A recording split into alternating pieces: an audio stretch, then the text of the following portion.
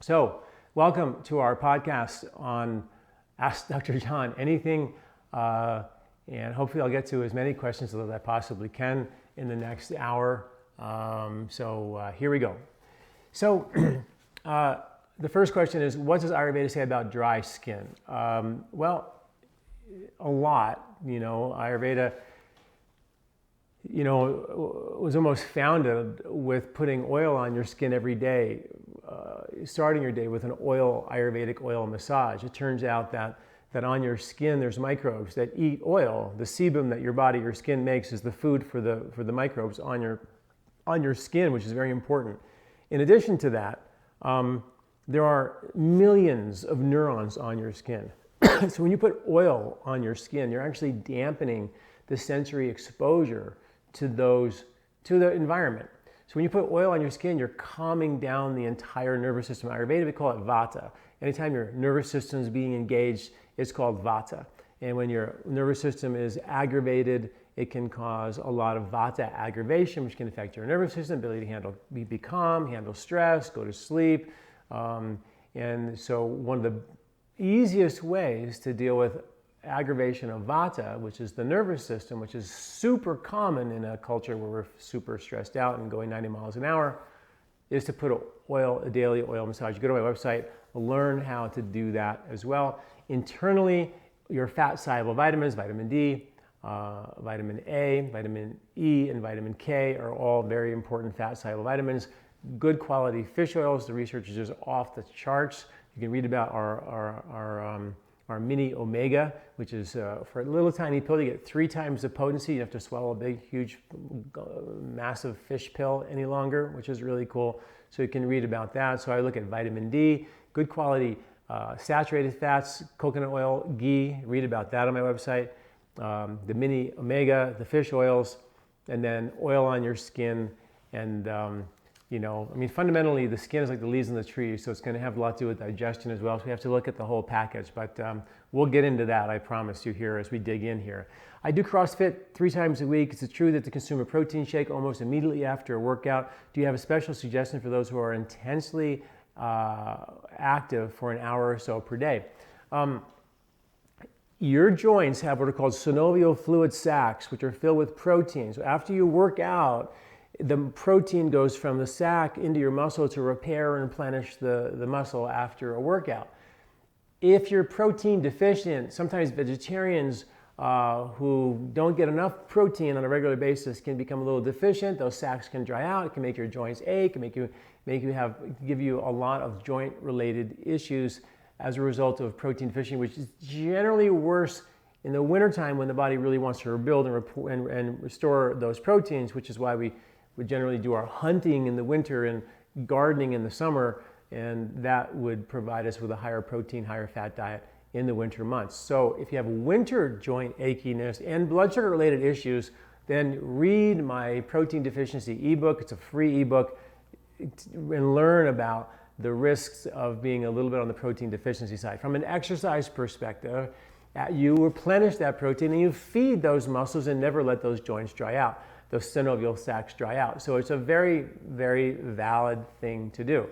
I like to time it with a meal, personally. I like to time the workout where after I go work out, I'll then go have breakfast. Or if after I go work out, I'll then go have lunch shortly after. So I replenish it with a meal versus a shake. However, if that's not possible, a shake is not a bad way to go. I like to make those shakes as natural as possible without all the additives that are in all these exercise products, to try to keep it simple, like a simple whey protein shake with water and maybe it's like our whey pure, there's no sweetener in it, so you have to maybe add something like some fruit to make it a little bit sweeter or something like that.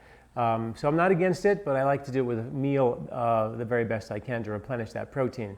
If you can buy all the items in the Lymph Kit, what 2 items would you start with? The Lymph Kit naturally or normally includes Mangista, which is one of the ones I would buy for sure, which is the systemic lymphatic mover, and Lymph Cleanse, which has red root in it, which is really good for the lymph nodes. So if you had lymph nodes, swollen glands, lymph node issues, those 2 would be top of my list. If you had, it'll be Mangista and something else, depending how you look at it. It'll be Mangista and an herb called Brahmi Brain if you're looking at brain fog issues and brain-related lymphatic congestive issues. Remember, the brain drains 3 pounds of toxic plaque every year out of your brain while you sleep at night. And if those lymphatics are congested, it's linked to anxiety, depression, cognitive decline, inflammation, infection, a whole bunch of stuff, right? So if you have brain fog related issues, psychological issues, autoimmunity issues, I'd be thinking Brahmi, which is really good for the brain drain lymphatics. And if you had sort of circulatory vascular issues or cellulite issues, I would be looking at Mangista plus lymph vein HP. So I hope that helps you, give you a better idea of what you're looking for. Should we follow the same wheat recommendations with barley and beer? Is there such a thing as good and bad beer, and depending on the barley quality used? Boy, that is a great question. I have not had that one before, but I love it. Okay, so yeah, beer has wheat in it, and beer has barley in it, and beer is loaded with gluten. And if you're gluten sensitive, you know, it's the yeast in the beer that bloats you, generally speaking. So, you know, you can definitely get organic barley, that's for sure. Beer, you don't see a lot of organic beers out there. My contention about wheat, as we'll probably get into here, is it's actually not the wheat if you're taking whole wheat. And when they make beer, I'm pretty sure they use the whole grain of the wheat and the whole grain of the barley. So that's important. So I think that you're probably okay. But I am not a beer maker. So I'm not 100% sure on that. But if it is the case where they're using just the whole wheat, which I think that's what they do, the whole wheat and the whole barley, you're okay. Preferably those things should be organic, but you know, that's not always possible, which is why I'm a big fan of always supporting the digestive system to protect us against the pesticides, which can kill the microbes that make the enzymes that help us digest things like beer or barley or wheat or a host of other really harder to digest foods. So it's a great question. I probably gave you a lousy answer to that question, so I'm sorry. But I will look into that, and I'm curious now about that. Would your method to rebuild the digestive system work with the case of diet-related brain fog? Yes, because when you have weak digestion, the proteins or the fats from the environmental pollutants go undigested from your stomach into your small intestine. When they do that, they're too big to get into your bloodstream, and they end up getting uptaken into your lymphatic system, the collecting ducts of your lymph that line your intestinal tract. When they get into your lymph, they congest your lymph, they slow down the lymph drainage, and eventually over time, it takes a while, for the whole lymphatic system becomes sort of boggy. It can come out through your skin as a rash, it can go into your joints as an achy joint, and it can block or slow the drainage of the brain lymphs while you sleep at night, causing brain fog related issues. So supporting and strengthening your digestion is critical for making sure that, that those proteins don't go undigested into the small intestine, where they have the potential to cause real problems. And we'll get into how to do that in a bit here as we go on. We'd love to hear a daily menu you eat to spark ideas, especially how you incorporate wheat. Well, the wheat that I eat is it's going to be organic, whole wheat, salt, water, and an organic starter. There's a local artisan bakery here in Boulder called Breadworks that has a handful of loaves that they make. The stuff's hard as rock in 2 or 3 days. I had some for lunch today, and you know, you had to saw through it, but the middle was good, and it's great, you know. But that's how real bread, you know, goes. It goes bad or gets hard, you know, very, very quickly. It is springtime now here, sort of. I don't know. Does anybody know what's really happening with the weather any longer? It is definitely spring here in Colorado, and has been for the last couple of weeks in February. So the amount of wheat that I'm eating is dramatically less. The amount of dairy that I'm eating is dramatically less. And this is a season where it's a low-fat harvest. We're starting to eat more berries and seeds or nuts or beans, not nuts, but beans. and things that are sprouts and leafy greens, and starting to go more towards a lower fat type of a diet. So thinking from the springtime, you know, I love having a whole handful of one of those little. I'll eat a lot of berries for breakfast. Is whatever's in there, I'll eat as many berries as at least a packet of berries I'll probably eat. Sometimes less, sometimes more. So that's what I love to start. Grapefruits are in season. I love grapefruits with a little bit of raw honey, even just without the honey, the grapefruit, but I love grapefruits for their spring harvested as well. They're really good for breakfast. That's generally what I have breakfast with a little bit of herb tea. I will put some either coconut oil or ghee or really good quality olive oil that we get into that tea and blend it up and get some fatty acids, get some fats that way as well to start the day. And that's my breakfast.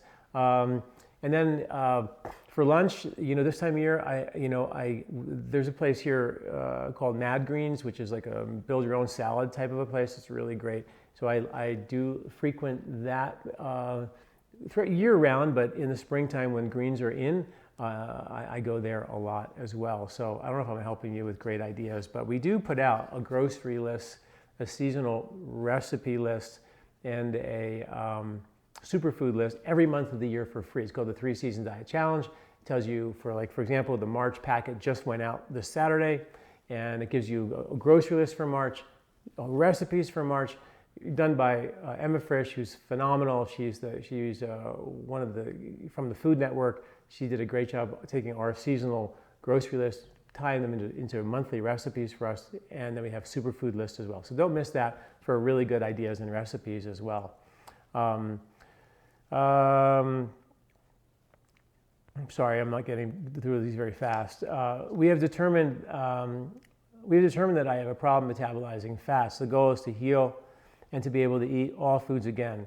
I did try the short-arm cleanse and reacted with a bad case of hives. However, approximately how long does it take to heal the intestinal, skin, and liver?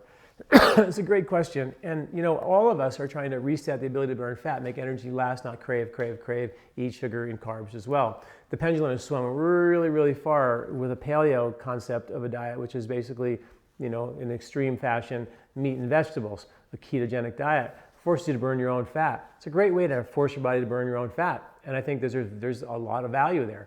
However, and I think somebody asked me about a ketogenic diet as well, so I'll answer that question as well. It's coming up here. For athletes, I feel like that diet is very, very valuable for resetting fat burning. And it happens in the spring automatically. Every year, for 4 months of the year, you get a naturally occurring low-fat ketogenic diet. It's followed by a high carbohydrate diet with fruits and vegetables in the summer, followed by a high protein, high fat diet in the winter with lots of complex carbs that linger over into those winter months. So for 4 months of the year, you go on a ketogenic diet. You do not go on a ketogenic diet for the whole year, because it's a starvation diet. People traditionally, religiously did their fasting like Lent, and many of the religious fasts took place in the springtime. Why? Well, I think partially because the winter stores were gone. The harvest hasn't kicked in yet. There's nothing to eat. You're digging up roots and trying to forage for some berries and scavenge whatever you can to eat in the spring is very difficult. So it's a low-fat, austere time of year, forcing us to burn our own fat. That's what spring is trying to do to us, is reset that. So the idea in the spring is to eat a whole lot less food. In the winter, you eat a whole lot more food. Definitely at the end of summer, early winter, when all those stores are available, things are going bad, you build up that fat layer of insulation and you burn it off in the spring. So there's a time and a place for a ketogenic diet. I do not believe, and it isn't historical or ancestral, that anybody ate a ketogenic diet for an entire year. Studies from the book of The Story of the Human Body by Dr. Daniel Lieberman, Harvard professor, said that on average, the hunter-gatherers ate about 35% of their diet as starch. So many Harvard anthropologists will say that the paleo diet isn't very paleo. In fact, they have been quoted to say there's nothing paleo about the paleo diet. The Paleolithic era, they ate a lot of starch as well, and they didn't eat anywhere near the amount of protein, fat, animal protein that's being suggested in the paleo diet. Meat 3 times a day. They just weren't that good of hunters, actually. So anyway, I hope that answers that question. the reaction to hives when you do a cleanse like that is because your skin-associated lymph is being used as a dumping ground because the lymph and detox channels are blocked. So we have to sort of kindly and gently repair that. And how I always start from I always say, let's start from scratch when I sometimes feel like people really need to really heal their intestinal skin. And this is like, you have people who can't digest wheat, grain, rice, nuts, seeds, beans, legumes. They've been eaten for millions and millions of years. And they're hard to digest constituents and components on those things have been shown to be, in good science, to be intestinal stimulants for our intestinal immunity, where 80% of our immune system lives. So if you can't eat those foods and you just take them out of your diet, there are studies that show that people who eat wheat have 4 times less mercury in their blood than people who are gluten-free. People who eat wheat have more good bugs and less bad bugs than people who are gluten-free. And people who eat wheat have significantly more killer T cells, a measure of immunity, than people who are gluten-free, suggesting that when you just go off and take all this stuff out of your diet, and I get it, that we should for a while because you don't feel good eating it. I'm not saying eat the food and feel bad. I'm saying if you feel bad, let's stop and fix the problem. And when we talk about starting from scratch, what that looks like to me, I have a 4-step microbiome reset program. It starts with a formula called the Slippery Elm Prebiotic Formula, which is a combination of slippery elm, marshmallow root, and licorice root. The herbs are chopped, not ground. You soak 3 tablespoons of the mixture, or of each of those herbs, in 2 quarts of water, soak it overnight, boil it down to a half a quart in the morning, strain it through a metal strainer, put the whole thing, it's written on, you can read it on my website for free, you can get it on the canister when you buy the Slippery Elm prebiotic formula. You strain it through a metal strainer, put it in a jar in the fridge, and take tablespoon dosages like a Pepto-Bismol commercial to coat your whole intestinal tract and protect it and create a prebiotic slime on it that'll actually grow good bugs. Then we give you something called Gut Revival. It's a combination of probiotics that kill off bad bugs, kill off spectator bugs that do nothing but take up all your valuable real estate, and they have colonizing probiotics, which have been proven to stick to the gut wall and create new permanent residents that are yours. You don't take a probiotic for the rest of your life. This is like our new thing, right? Everybody's gonna take a probiotic for the rest of their life. I'm like not a fan of that at all. I like to reset function, get back to getting the body to do its own thing. So those are the 2 things we start with, and then we follow that up with just a colonizing probiotic called FloraStore Max. Then you follow that up with what's just a less potent, less expensive probiotic for another month or 2. Called Flora Restore. And that's how then I take that and then I go, okay, that's like step 1, and step 2 is what's going on with your liver, and check your bile flow, and we'll dig into that as we dig into these questions here. We'll talk more about that. But that's a good start for you. And generally, how long does it take is your question. Usually anywhere between 2 to 6 weeks. Sometimes the short home cleanse or the Colorado cleanse, which is a 2-week version, more of a digestive reset, can be really, really effective to turn the corner. But sometimes we need to start from scratch first and then go from there. Boy, I hope that helps you. How would you approach a health problem of a woman who has pernicious anemia along with dizziness due to cholesterol, gallstones, liver sludge buildup? Pernicious anemia is when the stomach can't make, for some reason is not making a protein called the intrinsic factor, whose job in life is to hook on to B12 and then take that through the intestinal tract and deliver it to your brain and your skin and your blood and your heart and your liver. And so pernicious anemia is a B12 deficiency anemia due to a lack of this intrinsic factor, which only is made when the stomach is making the proper amount of digestive fire. It's like the 3 little bears. It can't be too wet, can't be too dry, can't be too acidic, can't be too non-acidic. It has to be just right for the body, the stomach, to make the intrinsic factor to deliver B12. Sometimes the body has problems doing that, and you get what's called pernicious anemia. Now, think about this for a second. She has pernicious anemia, not making the intrinsic factor. Something's wrong with her stomach acid. Whenever you have something wrong with your stomach acid, you think, who buffers that stomach acid? The bile. Is the bile congested? In her case, she has gallstones and bile sludge. So I would say gallstones, bile sludge, definitely the bile flow is congested. The bile is the buffer for the acid. If the bile is not there to buffer the acid the stomach needs to make Stomach eventually will stop making the acid. Or initially, it'll hold on to the acid, being Superman, saying, I'll hold on to all this acid for you and I'll wait for the liver to kick in and make the bile. But it never really does because it's super congested, it's got gallstones in there. So the stomach will eventually dial down the production of the digestive acid in the stomach, and that causes the inability to make the intrinsic factor, which can cause the inability to deliver B12, which is linked to pernicious anemia, caused by congested liver and bile function, which is oftentimes caused by the function of your intestinal tract, your bowel movements, because those toxins that are in your liver came from your intestinal tract. They go directly there. So you want to scrub all those and try to figure out what's going on. So in her case, we want to reboot digestive strength and we want to turn on our liver and gallbladder. The things I love to do with getting the liver and the gallbladder turned on, my favorite things to start with are start your morning with a beet, apple, and celery drink, juice, blended. I don't care how you do it. It'll all, either way, cooking it, blending it, juicing it, it'll all work to increase bile flow, which is what we want.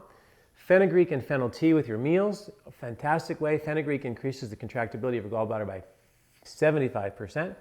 Turmeric, which I love our Turmeric Plus because turmeric 16 parts to 1 part black pepper, increases the absorption of the turmeric by 2,000% and increases the contractibility of your gallbladder by 50%. And that's what we want. I got to start get that little gallbladder contracting again, because the number 3 surgery in America today is take your gallbladder out. And that's because of the processed foods. The cooked vegetable oils used to preserve the food, extend the shelf life of the bread to make it squishy for a long time, but not extend your life, just the shelf life. And that's the problem. And that has caused a lot of liver issues, a lot of bile flow issues. Number 3 surgery in America has caused obesity because your bile helps you deliver fats and breaks down fats. We don't do that, we get fat. It's caused related to depression because fats support your brain and your mood stability. No fats, the brain can't stay stable. It also is directly linked to diabetes. And type 2 diabetes, what we're talking about here, which is a lifestyle type diabetes, is related to liver congestion. The big drug, metformin, that is the number 1 drug in America for type 2 diabetes, is a liver drug, not a pancreatic drug as you think the diabetes would be. It's liver function first, and here we are, all these things that these processed foods have done to us, not to mention the pesticides and the environmental pollutants, but the processed foods mostly have caused obesity, diabetes, depression, gallbladder problems, and a global breakdown of digestion. Thus, our new epidemic called the $16 billion a year gluten-free industry. And they have told us that wheat is bad and that the replacement they're giving us, $16 billion worth, is processed wheat. Not processed wheat, processed bread, processed food. And it's the processed foods that broke our digestive down in the first place. So what we're getting in replacement for the fact that people can't digest wheat is more processed food, which was the cause of the problem in the first place. It just makes absolutely no sense. But remember now, it is a $16 billion a year industry. So this is not about you and me making the world a healthier place. This is about money. And they are cashing in. Cheerios now, it has gluten-free Cheerios. It's just like we are being told and given a message that is just based on a lot of money that can be made and an eradication of a symptom temporarily. And here we go again, never addressing the cause. So anyway, I'll try not to do that a lot, what I just did, which is to go off on my new book, Eat Wheat. I'm talking about that, but it is crazy, right? So I'll try not to do that again. Can you name 3 supplements that you would take, 3 supplements you take and will not be without? Oh, wow. Well, I'm a little nutty when it comes to supplements, but okay, in the summertime, as we move into summer, I will take neem. It's Ayurveda's probiotic because it heals the intestinal skin, gets rid of the bad bugs in your gut, and is so powerful for the quality of your intestinal skin. In and out, by the way. And I will put all my eggs in the basket of repairing intestinal skin for optimal health and lymphatic flow. So neem, definitely one. What am I doing? 3. Amalaki repairs intestinal skin like nobody's business. If I had to choose one more, probably be depending, our Brahmi brain, Centella Asiatica formula, I love it because it's a lymphatic formula. It's a brain tonic, helps you sleep. It's a phenomenal formula for the nervous system, and that helps deal with stress. So those three, I think, and they're all really good in the summertime, and that's in the spring and summer, and that's what I really love about them. And then there's other herbs if I was looking for spring cleansing, but we're not talking about that. I'm just giving you summer answers, okay? Because I love the idea that the soil bugs change from season to season to season. The foods you eat should be organic, so they have bugs on them, and they also should change from season to season to season, thus the free grocery list you get every week, every month in your inbox for free, recipes for free, to help people. Just do it. It's not that hard. Just do a little more every month. You know, nobody's checking you, nobody's testing you. Just hopefully we'll all get motivated to get our sync back, our circadian rhythms back, because that's what the science is saying that we've lost, is our connection to the light-dark cycles has been screwed up because we don't get the soil bugs in our gut at the right season, and those bugs carry the light-dark cycles to our genetic clocks. Truly, that's the science. And we need those guys. That's why I use whole herbs mostly in my practice which change from season to season. When I take neem, I'm taking the leaf ground up. When I'm taking amalaki, it's the berry, the fruit, ground up. When I take Centella Brahmi brain, Centella Asiatica, I'm taking the really beautiful, delicate leaf that was put in salads for thousands of years, ground up, put in a capsule, a cellulose capsule. And to me, I'm getting sort of seasonal probiotics when I take the herbs that I take, as opposed to taking the herb that's going to fix me. I look at them as more like foods because, you know, in one study they showed that the diversity of the food that we eat in America around the world in the last 50 years has shrunk by 56%, which means 50 years ago, the earth ate 56% more diverse foods, ethnic foods around the world, and that's shrunk by 56% in the last 50 years. We are eating industrialized, mass-produced foods.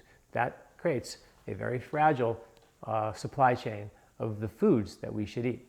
Not to mention a very non-diverse microbiome, which Westerners have. That's how you know you're a Westerner, is take a look at your bugs in your gut and you have none. Some people have like 3 or 4 different strains and that's it. Supposed to have thousands. That's what they look at. And so one way to get that, in my opinion, is to get the bugs from these herbs in season from different parts of the world to give us the diversity that we so desperately need and lack. Okay. How would you approach a health problem with a woman? Oh, okay, no, I did that one already. What do you think of the Hubbard detoxification protocol, infrared sauna? Dr. McCullough, other leaders in wellness say it's most effective detoxification I don't know the Hubbard protocol. I am a fan of infrared sauna, so that's as far as I'm gonna go there. I started my sourdough mix in your recent book, but eat wheat. But it doesn't bubble after. But it didn't bubble after this third feeding. That's because the temperature was too cold. That will happen. Bugs get cold and they die. So you probably have to start over. You could possibly, she's asking if I can reuse it. You can possibly feed it again, stir it up, keep it warm and see if it comes back. And that's probably what you need to do. It likes to be warm for sure. I've been diagnosed as, I don't know this parasite this person's have. Is there an Ayurvedic protocol to treat this type of parasite? Neem, again, is an herb that is a natural anti-parasitic agent. The Gut Revival has Saccharomyces that creates an environment where good bugs proliferate and the bad bugs don't. Rebooting upper digestive strength, increasing bile flow, all these things create an environment for the parasites to not be happy there and they leave. That said, sometimes you actually need to go to the doctor, diagnose it, find a drug that specifically addresses that parasite and get it out of your system. So I'm not against that either. But then once you take the antibiotic, you have the requirement then to reboot and repopulate function of your intestinal, a good healthy microbiome. I just got sick a week into the lymphatic protocol and stopped taking the supplements. Can I start again where I left off? Yes, you can start again right where you left off and just go from there. If you got sick and had to stop the lymph cleanse. The lymph cleanse is the whole lymph cleanse kit that we put out to help scrub people's lymphatic systems. My husband has an essential tremor type of Parkinson's plus severe arthritis. He takes a couple of medications, including medical marijuana, a few for the pain. What do you recommend for starters in this situation, since he needs the marijuana oil around the clock? Could he do the Colorado cleanse? For sure he could do the Colorado cleanse. There's no reason why I live in Boulder, Colorado. I think everybody from Boulder, I shouldn't say that, I'm just joking. But trust me, a lot of people have done the Colorado cleanse doing medical marijuana. There's no doubt about that. However, so there's no issues there. But if you do the Colorado cleanse and you're concerned because on medication, you can email me at john@lifespa.com and tell me how you're doing with the cleanse, and I can help you dial it up or dial it down. In the book, we give you very specific ways to dial it up or dial it down. And if you do the cleanse with the group support, where you get an email from me every morning, that comes up in the end of April, which is coming up very soon, the Colorado cleanse, and then the early bird special to get like the screaming, like more than 50% discount on everything is coming up very soon. So stay tuned for that in your emails as well. But yeah, there should be no problem. You can email me directly. I can help guide you and tweak it if you need to, but all that tweaking is in the book as well. How does Ayurveda offer, what does Ayurveda have to offer in terms of schizophrenia patients? Well, when they did the research for the brain lymphs that they didn't know existed 3 years ago at the University of Virginia, when they found that the brain lymphs drain 3 pounds of toxic chemicals and plaque out of your brain every single year, they have since linked those to what Ayurveda said they were all about thousands of years ago, which is psychological concerns. And they're linked to anxiety, depression, cognitive decline, inflammation, infection, and autoimmune conditions now is what they've discovered. So what's interesting was, and I wrote about this in a couple articles, and I'll give you this briefly. Dr. Cotton had, in the early 1900s, had the most successful psychiatric hospital on the planet. People sent all their relatives who weren't doing well to this guy, and he would chop off their toes and chop off their fingers and take out ovaries and, you know, infected toes, anything, teeth, pull, anything that was infected, he'd chop it out. And they would get better. And they all thought he was nuts, but people sent their relatives to him because they came back better with a few missing parts, but they were better. Fast forward now 100 years, and they realized that when he was chopping off those infected parts, he was giving the lymphatic system a huge reprieve from dealing with the inflammatory infective tissue. And that would allow the brain to drain better. And now it's linked directly to that. I thought that was fascinating research. So I wrote an article about that, but I also wrote another article called Nausea, the sniffing of oil, sinus cleansing, and emotional baggage. Because in Ayurveda, they said that the blockage of these sinuses were directly linked to emotional, psychological concerns. And cleaning out these lymphs through the nasal passages, which, get this, these lymphs in the brain that they just discovered 3 years ago were discovered thousands of years ago in Ayurveda. And Ayurveda also knew that they also were able to access them through the nasal lymphatics. And guess what? The science now shows that these lymphs in the brain will drain into your sinus lymphatics right here. So when you sniff oil up there, you can actually sort of like poking a hose up your gutters and cleaning them out. It's sort of like that to help enhance the brain drain effect. It's not a grain brain effect, it's a drain brain effect, because gluten and undigested proteins can find their way into those lymphatic vessels and congest the lymph, causing a host of mood-related, brain foggy, wheat-based issues. Sorry, I did it again. I went back to eat wheat. But that's really the truth about it, and that's why we have to get those lymphs to open up. So the article, Nausea, Sinus Cleansing and Emotional Baggage, just type it into my website. It'll give you a step-by-step procedure of how to clean out these brain lymphs. Maybe the most important article I've ever written, because it's a technique I've used for almost 26 years in my practice when I would used to administer Ayurvedic detoxification, Panchakarma. And one of the 5 major detoxification techniques in Ayurveda, one of those was nausea, of the 5 most powerful, and that means sniffing oil up your nose, which seems like, what the heck could that do? But when you read that article, you realize that we're cleaning out deep sinuses in the brain that are really, really important. So anyway, a lot to say on that, that's for sure. My question is about cooked oils. By cooked, you mean hydrogenated. Hydrogenated is a way of cooking them, yes. Can expeller or cold press be used in baking in various solvents? Doesn't mean they didn't heat the oil in the process. If it was cold pressed, you can hopefully that would give you temperatures of how hot the oil got. But if it's cold pressed, it's way, way better. And if it's organic oils that they're using, they can be fine. But as soon as you put them in bread and bake them, they're rancid again and they become a problem. So that becomes the issue. And it's very difficult to keep those oils stable, but generally if you cold press them, that's the way to do it, is to cold press them. I'm paying close attention to the oils in my ready-made salad dressings. Sometimes I personally, those salad dressings, you know, those are the things that sit in the refrigerator for a very, very long period of time. And I'd highly recommend, maybe this is boring, but you know, use natural, like maybe a little lemon and honey or olive oil and vinegar. Olive oil is way more stable in a bottle. You can do it that way. You know, but these vegetable oil, these salad dressings, I'm not a fan. If you use a really good oil and then you made the dressing yourself fresh then and there, fine. But in the process of making these salad dressings, they're generally heated up in the process.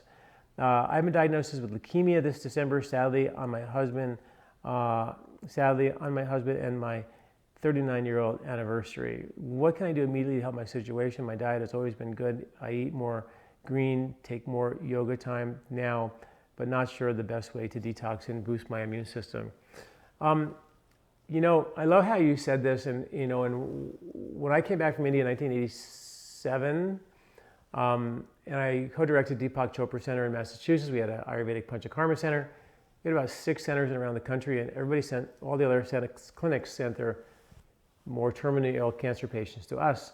So I saw a lot of cancer concerns patients, and the thing that I noticed was that the ones, it didn't matter if they did Western medicine or chemo or radiation or Ayurveda or just natural or a combination of all, I couldn't really see any major winner that one type of therapy was better than the other, except the thing that I saw was with the patients that would come to me and say, this cancer diagnosis was the best thing that ever happened to me. It changed my life. I had a wake up moment and saw where I was going and 90 mile an hour in my life, not looking at anything, eating on the run, gobbling, going, just racing your life, no relationships. And when they said that when you said here that, that you started doing more yoga and meditation and things like that, those are the things that help give you the awareness. So in Ayurveda, it's all about first become aware and then take action. I love the analogy of a bow. First you pull back the bow and then you hold it really, really still. From silence, you shoot the arrow. If you're moving this thing, it goes wherever. It doesn't go anywhere where you want. There's no precise action. But if you pull it back and you become still, that's your meditation. And then you act from that meditation, which requires transformational action steps in your life. You can transform old mental, emotional patterns of behavior. The stuff we think and do and say again and again and again from childlike protective patterns that we created to survive our childhood that we're oftentimes still projecting on the screen today as adults. We keep doing that same dumb stuff. We have 4-lane roads, highways, lights on them. We do the same thing all the time. And that stress goes right through our gut. That's where it goes every time the same way. It creates a facilitated neural pathway of handling stress. It can overwhelm the body, overwhelm the lymph, and set you up for cells that may be dividing in an irregular fashion. So, of course, you want to detoxify, reboot digestion. You want to look at your history, what your digestive system was like, and fix all the parts. But you also want to look at the whole and make sure that you are engaged in action steps to free yourself from old patterns of behavior. Your nature, Ayurvedically, and now I have science to back it up and I've written about it, is love. To give fully in your life to the people you love, not react to their behavior, doing them, to really identify who you are and how you can engage in behavior based on your truth, which is that you are a loving, kind, joyful person. And then lay down pavement in that direction.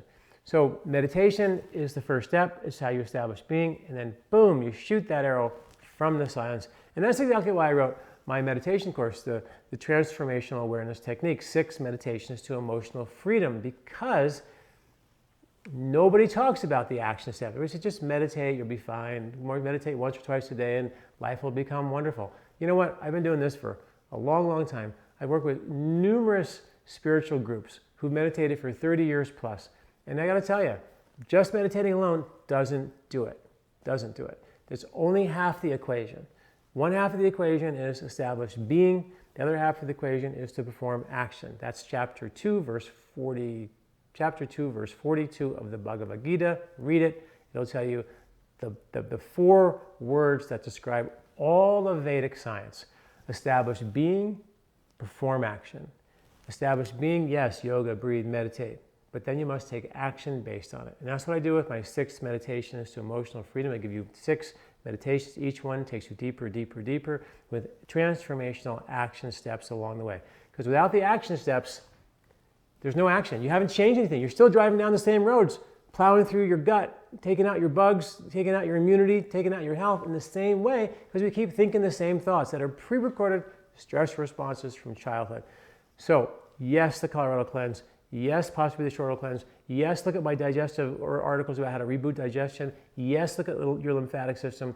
But don't forget to unturn every rock, particularly the rock that has to do with how life has made us engage in behavior that is based on other people, letting other people make you into something that you're not.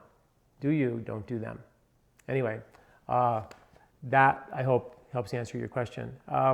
Best remedies for a child's cough and cold. I don't know if you've ever seen our cough kicker. This is the most amazing cough. I only carry this stuff because it's so amazing. It's the most amazing cough syrup on the planet. I usually take a cough syrup and in 5 minutes it's gone. This stuff you can feel it working for an hour plus later. It really helps to kind of repair, heal, soothe, support the respiratory mucosa. And usually why they're making mucus is because they're irritated and they're making reactive mucus. So it's very soothing and it heals and repairs those tissues so they stop making the reactive mucus, and great for little kids.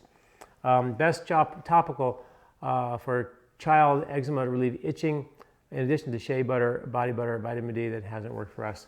Boy, I don't know. Eczema is so hard to deal with in terms of what to put on it. Sometimes you can just go to the diaper rash section of your grocery store and get the A&D ointment. If you can get an organic, non-petroleum based version at the health food store, that'd be great too. But the A&D sometimes works miracles for those rashes. It's one of the cheapest things you can buy, and it works really, really well. So give that a try if it's really chronic. How does scar tissue in the body affect performance besides surgery? How could scar tissues form, and how do we get rid of it or heal it? Well, scar tissue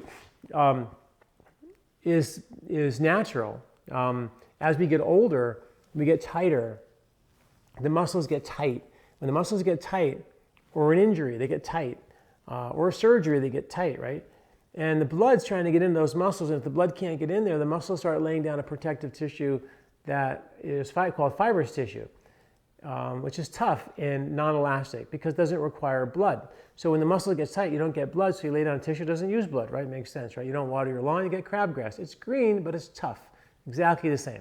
You injure your muscle gets tight, it gets too tight to get the blood in circulation adequately, so it starts to lay down a protective tissue called fibrous tissue, which sticks the muscle together, and eventually that can turn to scar tissue, which is tough, non-elastic tissue. That can be reversed with techniques like active release technique, a chiropractic muscle technique designed by a good friend of mine, Dr. Mike Leahy, a brilliant doctor. A technique called muscle activation technique, which is more of a massage therapist technique, also really, really good. Herbs that break up the scar tissue and put the blood back into the tissues, which is the one I carry, called Boswellia Joints Plus, the Ayurvedic herb that actually helps get you to the point where you don't need a supplement because it actually breaks up the scar tissue and puts the blood back into the joint. Works very well. And I'm also a fan of MSM, methyl sulfonyl methane, which is a MSM, real super common health food store supplement for joints. And all those work on the cause of getting that, breaking down the scar tissue. Also, an herb called Shilajit, which is got, in Ayurveda, it's called Lehana, or scraping properties that scrape up the scar tissue. And that formula, you can read about it on my website, is called Regenerate, because it is the most powerful regenerative herb in Ayurvedic medicine, deeply rejuvenative and regenerative for the body, but also helps break up scar tissue and gets those muscles sliding again, if that makes sense. Extreme reflux nightly, so bad I sit up to sleep. The quality of life has diminished, energy and optimism are low. Not overweight, don't smoke or drink. Diet is diverse and clean. Cut yeast, wheat, coffee, sugar out years ago. GI doctors only offered acid blockers that don't work. What do you suggest? Okay, acid reflux at night. So generally speaking, the liver becomes active at night. So most commonly when the acid reflux comes at night, we're talking about a liver gallbladder issue. So we want to look into that and make sure the gallbladder isn't really problematic. And then sometimes an ultrasound can look at that and really find out what's going on there. If you eat fatty food or greasy food that day and at night it gets worse and you have a gallbladder issue, we need to get that gallbladder cleaned out. You also need to protect, and what happens when the gallbladder isn't functioning well, the stomach says, I'll just hold on to all this acid here for as long as I possibly can because there's no bile down there, and if I dump all this acid into the small intestine, I'll burn a hole through it and kill her, so I'm not going to do that. So we're just going to hold on to it and be, we're going to be the martyr here and take a beating. And what happens is all the acid starts to go up into the stomach, pushes up on the diaphragm, pushes up on the esophagus, and can reflux through into the esophagus. But along the way, the stomach can stick to the diaphragmatic wall and over time actually herniate through the diaphragmatic wall in a condition called a hiatal hernia. But years before you actually herniate through with a condition called a hiatal hernia, you oftentimes have the stomach stuck to the diaphragmatic wall, and that often is exacerbated by babies, like moms carrying babies and the baby pushing up, can leave that to be problematic. And now the stomach is literally stuck against the diaphragm, and the stomach will not make the acid, nor will it contract the way it should. If you don't make the acid, you won't make the bile, no acid, no bile. You get it? They work together, right? So that can sometimes be a problem. So you want to get in there and Google, or not Google, but go to my website and type in stomach pulling. And I teach a video of how to actually open up and pull your stomach back down and massage this whole thing, either with a vibrator, with your fingers. I give you all kinds of techniques to open this up. And then you want to protect your stomach lining, first and foremost with a slippery elm prebiotic formula, which slimes your stomach up. Herbal formula called Cool Digest before your meals along with that. That will protect your stomach as well. And then you want to start digging into the liver and the bile flow. And those are the things we mentioned already. Beet, apple, celery in the morning, fenugreek, fennel tea. We have a couple of herbs for that. One called Beet Cleanse that will rotor out the bile ducts. One called Liver Repair, which will increase the production of the bile from your liver. And both those two are very, very important with the Cool Digest for the acid reflux symptoms and to help protect and heal the stomach lining. So that's a lot there, but I hope it makes sense.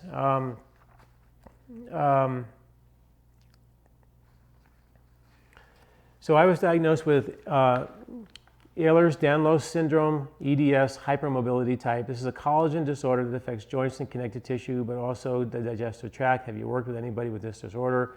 Do you have any suggestions with this disorder? Weak lower esophageal valve, motility, etc. Well, again, it's sort of similar to what we just talked about. It's sort of a combination of an autoimmune type condition with really poor digestion, and how when the stomach doesn't, when the lower esophageal sphincter is problematic, you have reflux, you have poor digestion, related bile flow issues, and then undigested food going into your intestinal tract, congesting your lymphs get congested. Next thing you know, we're looking at autoimmune type conditions. So it's very difficult to know exactly what to do for a condition like that until I had all the details. But what I like to do in my practice, in fact, I love to do it, is really dig into the symptoms, the details of the different syndrome that might be there, but understand it from how the body was trying to help itself out in this process, and how we can help the body help itself out with herbal support, dietary support, lifestyle support. But try to understand what the body was trying to do versus just look at this condition. You have this condition, now you got to get rid of this condition. Let's try to try to understand how the body created this and why it did it, and how we can help the body unravel it. Because the body never does anything without a logical reason, and that's how I look at that. So it's just too much to know from this. I'm 62, I had my gallbladder removed at age 27. It was cholesterol based. What's the best way for me to compensate for a lost organ? I'm healthy, but a history of moderate to severe constipation. Well, constipation is linked to bile flow. No bile, no poop, no poop, no bile. So whenever we're trying to treat constipation, we try to give laxatives, which can work for a little while, but if it doesn't really work, we have to look upstream at bile flow. And with the gallbladder out, we wonder, are we making enough bile on demand? And that's where you want to think about, how can I increase my bile flow, my demand, my ability to make more bile? And that's where all these things we've been talking about to help do that. The short home cleanse, which is just a 4-day version of the Colorado cleanse, can be great. It's just 4 days. That works really well. And it's kind and gentle. It's a good place to start. I talked about having a little bit of ghee or a little bit of really good quality olive oil or a really good quality coconut oil with your tea in the morning. That's a great way to help kickstart that. The beets, apple, celery can increase bile flow. They're natural cholagogues. Artichoke is a cholagogue, increases bile flow. All the bitter roots are cholagogues. Celery, apple, beets are cholagogues. So if you want to Google cholagogues, those are the foods, and I've written articles about that. You can go to my website and type that in, and you'll get a bunch of foods that are really, really good for increasing the production of your bile, because you're making it on demand. And if you can make more on demand, make sure those tubes are not congested. Starting out with something like Gentle Digest, Beet Cleanse, and Liver Repair, those 3 herbs to increase bile flow, would probably be where I would start you off.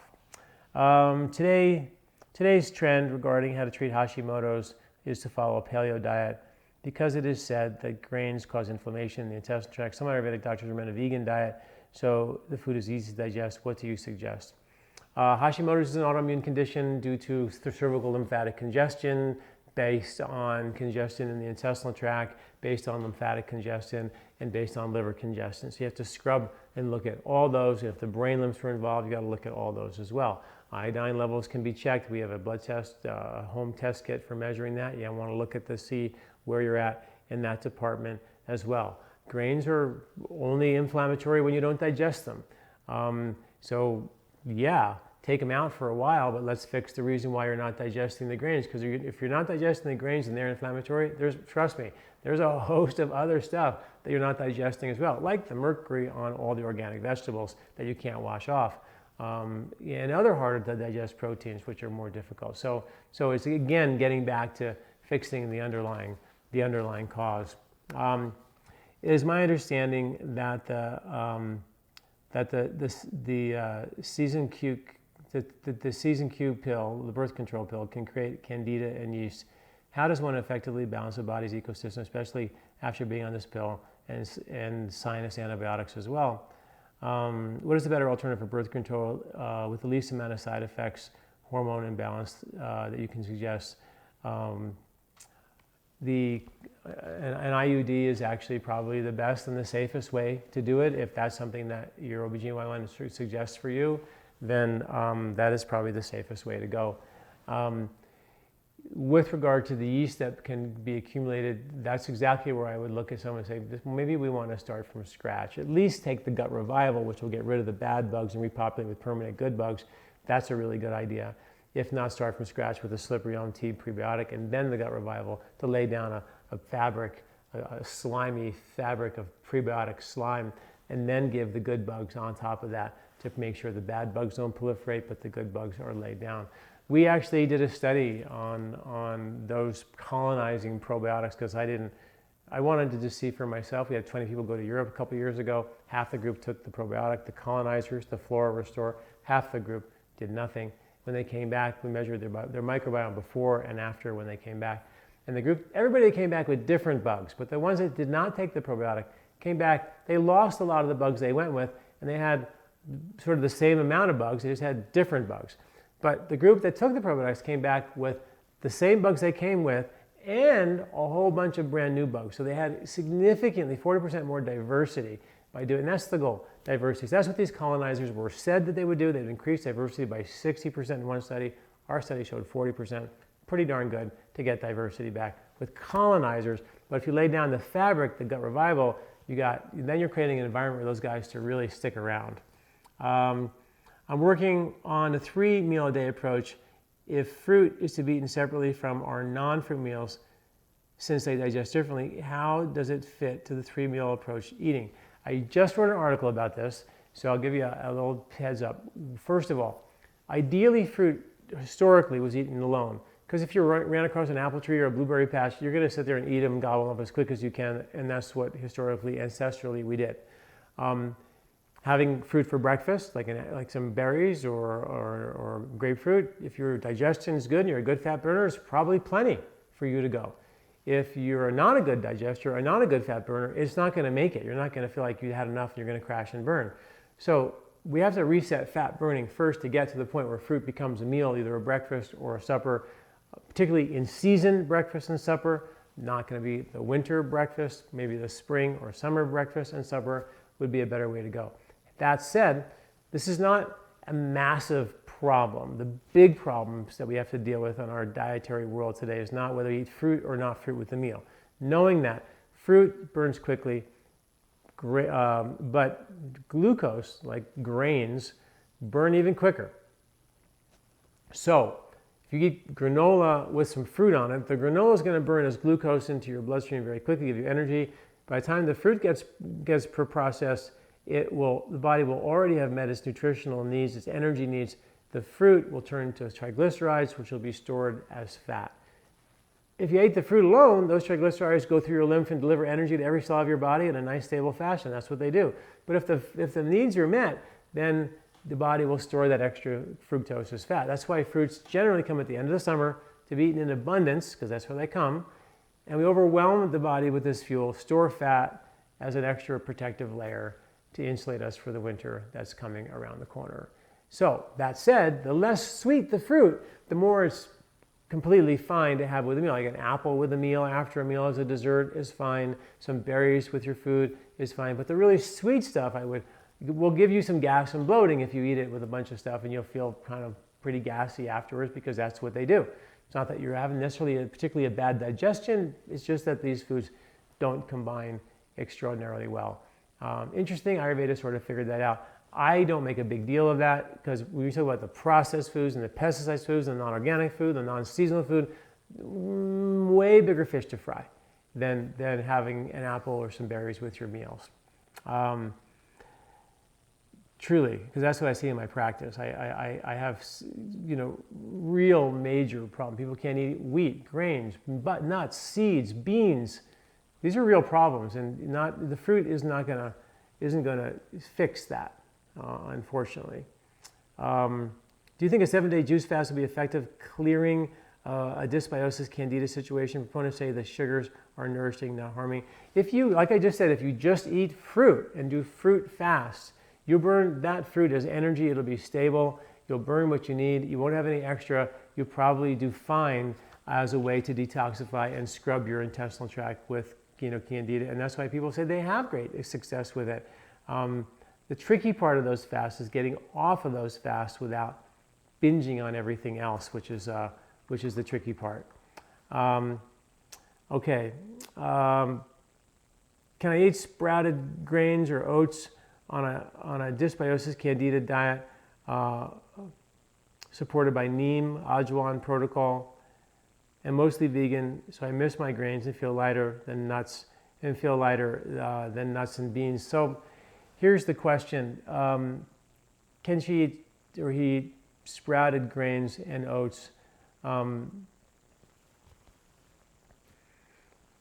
If we don't understand what happened here, is it a stomach dialing down digestive fire? Is your stomach acid too high, too low? This is what I did in my book, Eat Wheat. It's the only time I've really taken people on a step-by-step troubleshooting process to understand exactly how their digestion broke down and what to do about it with whole foods and some really easy to get herbs. And that's what has to happen here to answer that question. If you're not digesting grains, you don't have stomach acid to break down the anti-nutrients. You don't have a coordination of stomach acid, pancreatic, duodenal enzymes, bile flow. All that coordination is probably a little off, and we need to figure out what's really not quite right, and then bring that back into balance. The slippery elm formula has licorice, which is not recommended for someone with high blood pressure. What is recommended for someone with high blood pressure and leaky gut?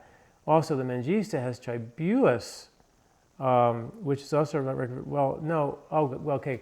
My Mangista has a little bit of tribulus, which is a very, very small amount.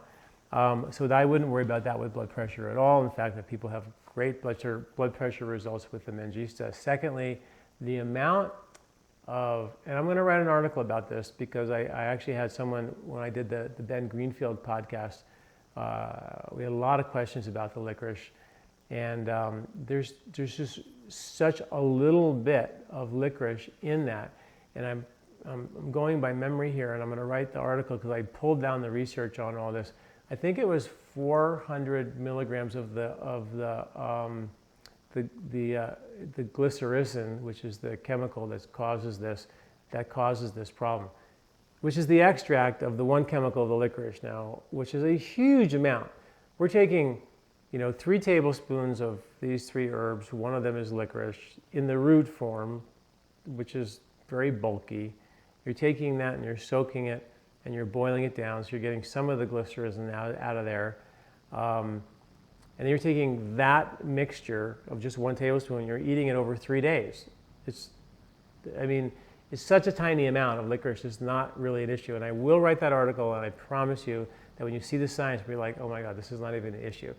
This whole deglycerized licorice thing is really blown out of proportion. And when you look at the science to show what actually does cause the blood pressure issues, in fact.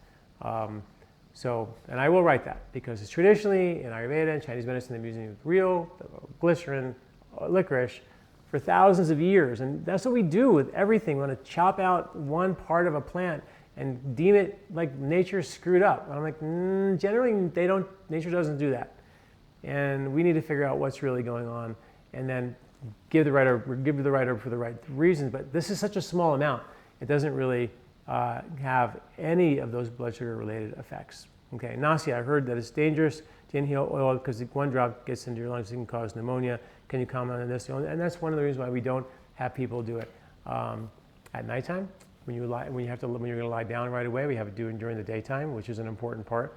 And as long as you're upright for a little while afterwards, it's generally not a big deal. It's a therapy that's been used for 3, maybe 4,000 years.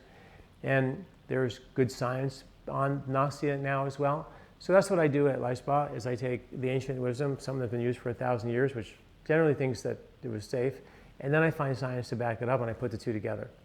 And to me, if I can find science to prove an ancient principle, I'm going to write about it generally.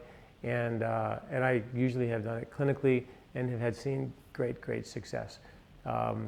So I have never ever run across that. I've never seen that. I have seen people talk about that.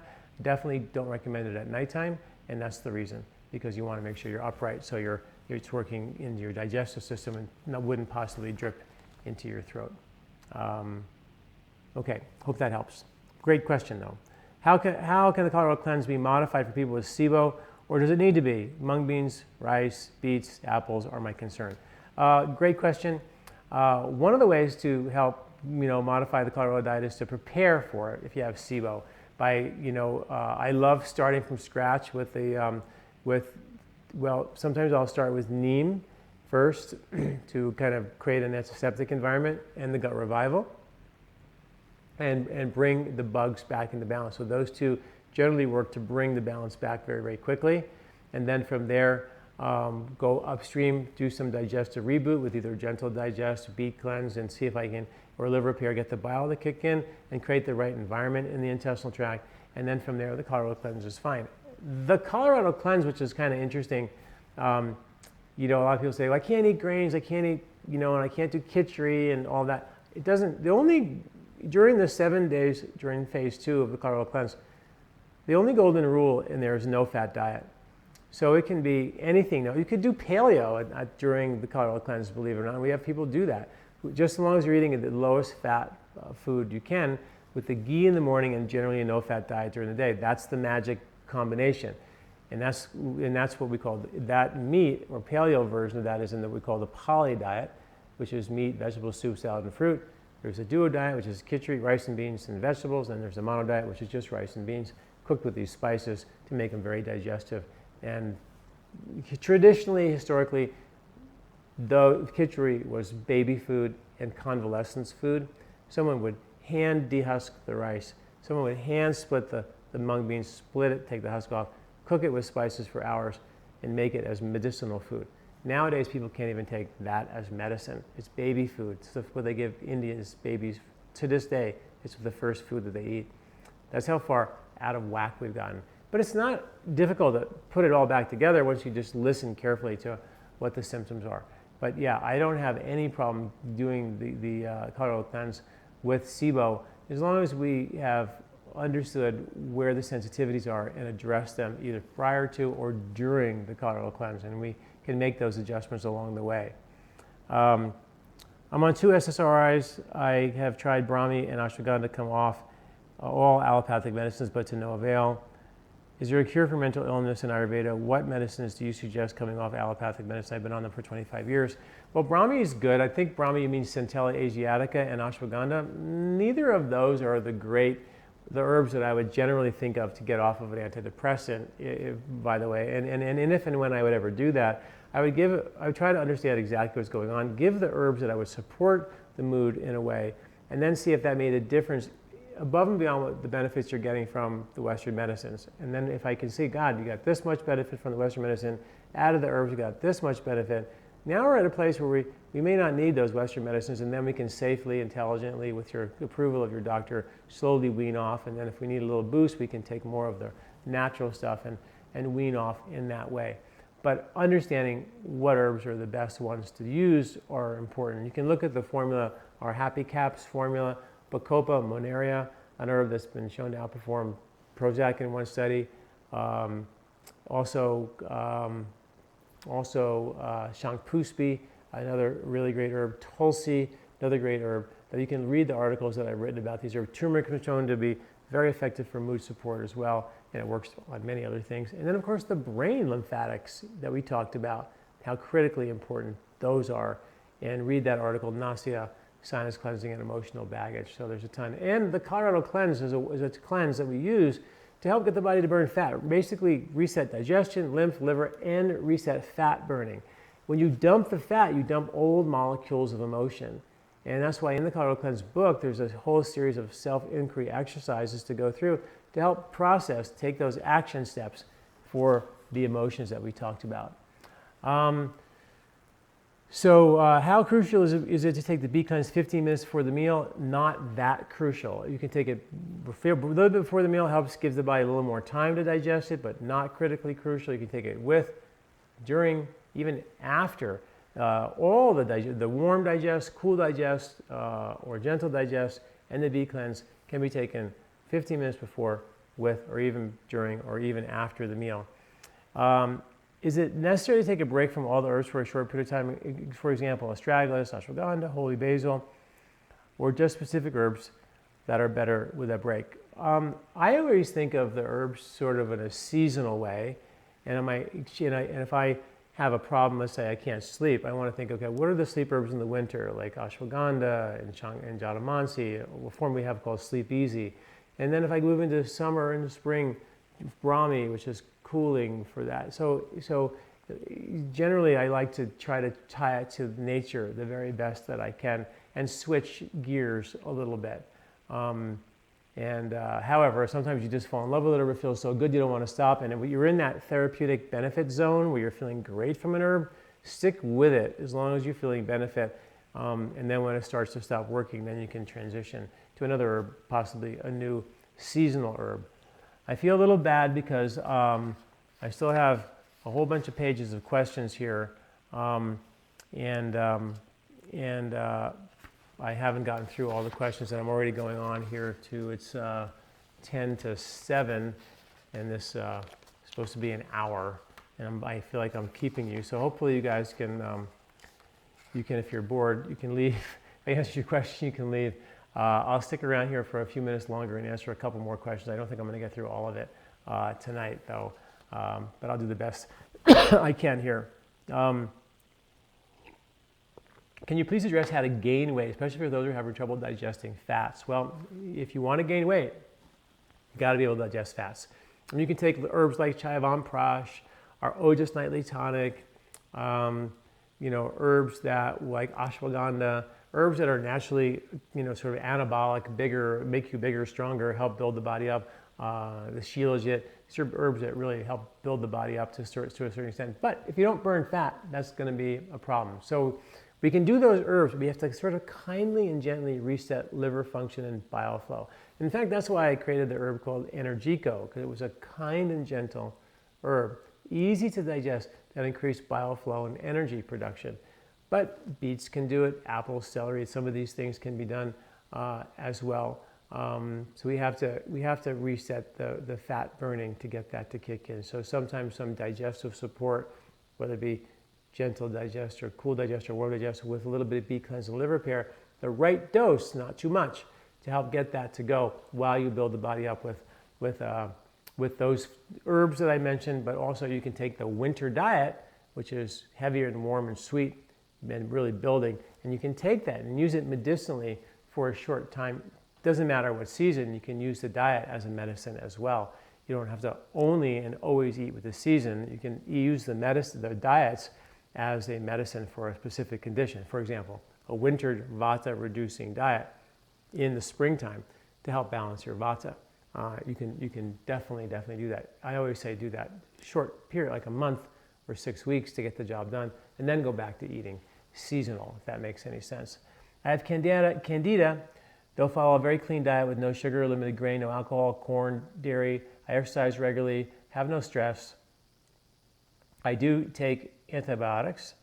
I take magnesium and flax seeds, vitamin C. Do you have a guidance why Candida is so resistant? Well, it says I do tend to take antibiotics. Well, that's probably the reason, because the antibiotics, clobber all your good microbes. And what I would suggest here is to, see if we can first understand why you're on all the antibiotics and fix that, and then do the start from scratch program, the slippery elm tea probiotic, the gut revival. Will take care of the Candida and lay down some good colonizing microbes. But that's really the key. We got to get to the bottom of it.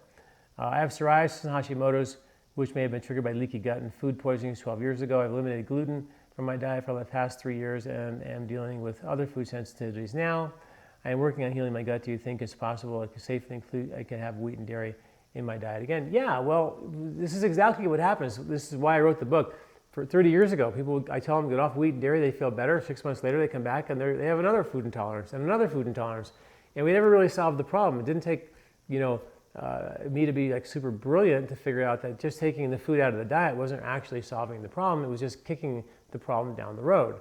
And that's exactly what I would suggest we do, is we dig in, troubleshoot your lymph, your digestion, your liver, your intestinal skin, the quality of your intestinal skin, the lymphatic system that drains your intestinal skin. All those things need to be understood. And I wish I could go into detail, but I did that in the book, Eat Wheat, and it may be a good thing for you to read, and then you can email me with questions if you have that, or we can set up a consult to figure it out. But it's definitely doable, and to do it without destroying your thyroid for sure is, again, that's a lymphatic toxic exposure to your thyroid. That's because your gut is letting this stuff get through because it wasn't broken down upstream. So we can seal the gut, decongest your lymph. We got to reboot the quality of the breakdown so these toxins are broken down. Toxins are in the environment. We have the ability to break them down and digest them and get rid of them in a safe way. It doesn't mean just because our environment is toxic doesn't mean we're doomed. No, we can do this. But the detox system is your digestive system. So when one breaks down, so does the other. And that's the problem, right? I read that bacteria in fermented food gets destroyed by the stomach acid. Do you agree? If there are no bacteria, why eat fermented foods? This is many of the fermented, the bacteria will get broken down in the stomach, and many will get through. And fermented foods have been a way to inoculate your gut with good probiotics for thousands of years, and there's some pretty good science to back that up. Most of the probiotics you buy or you have been tested to bypass and get through the acid in your stomach, otherwise they would be pretty useless because a handful of microbes don't make it through. But yes, they definitely do, but some don't, and that's why, fermented foods are eaten, because they were a part of the traditional way of preserving their vegetables. My lymph gets very congested before menstruation and during menstruation. Can I do about that? I wrote an article called "It Might Not Be Hormonal," and it's all about how women who I've worked with who had menstrual issues, and particularly prior to their menstrual cycle, would swell and bloat and gain weight and all that. It turned out to be lymphatic congestive issues, and I'd give them an herb called Mangista, and in a very large percentage of cases, they'd feel significantly better because we decongested their lymph, and their problems were not menstrual or hormonal, they were lymph-based. Decongest the lymph. The lymph system detoxifies the reproductive system prior to cycle as like a premenstrual detox.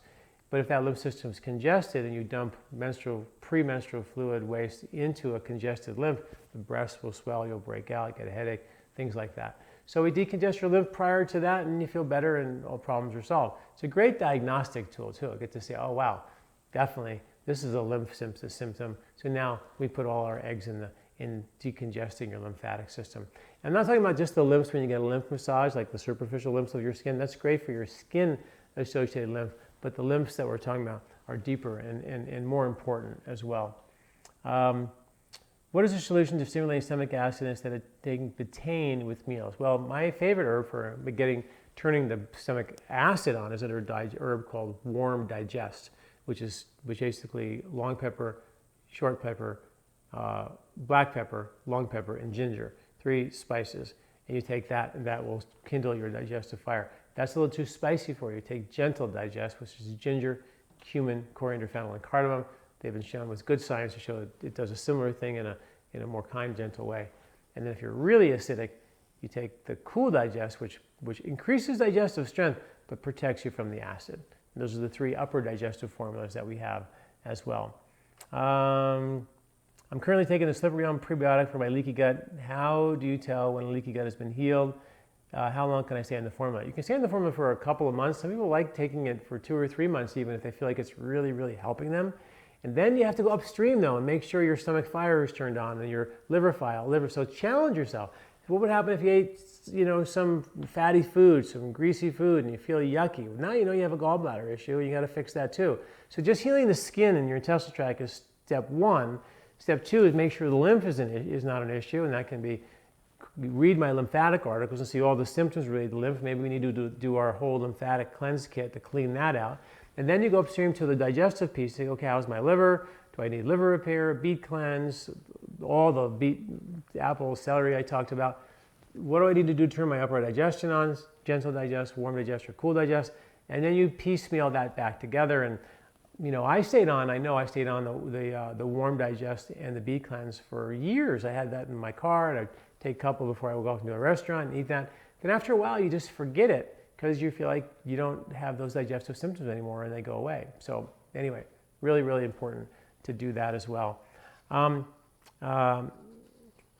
do I think about alkaline water? Great question. I think alkaline water in the springtime is very seasonal and a good idea. I think that alkaline water all the time, when you're taking alkaline water with a pH of 9, you're cleansing all the time, and nature is not like that. You cleanse in the spring, you cleanse a little bit in the summer, you start rebuilding in the fall and the winter, because it goes from green foods to brown foods in the winter, and there's cycles of winter and spring and summer that connect us with the harvest that are important. So maybe dial up and down that alkalizer to match the seasons would be, I think, a more appropriate way to go. While in the beet cleanse, should I be eating foods with fat like nuts, seeds, avocados, and coconut? There's no reason why not. Those foods will help increase gallbladder contraction. One of the things we don't want to be on is a no-fat, low-fat diet for any length of time. Even during the Colorado cleanse, in our cleanses, you're on a no-fat diet during the day, but you just took 3, 4, 5, 6, 10, 12 teaspoons of ghee. So you wouldn't call it overall by any means a no-fat diet. So that diet forces your gallbladder to really contract in a big way. So that's something to look at as well. Okay, guys. It's about 7 o'clock now, so that I think I'm gonna wrap it up. And I want to remind you of some of our upcoming podcasts. We have in April the safe liver cleansing. A lot of people do a lot of liver cleanses that are on the web, and I want to know everybody know how to do them safely. and when to do them and what sequence, and make sure you don't hurt yourself. A lot of people just get super fatigued after those and they don't know what to do. And then I did have a great interview with Rod Stryker. It's called Tantra, Sex, and Relationships, and that's going to be in May. In June, we have the interview with the melatonin scientist, and then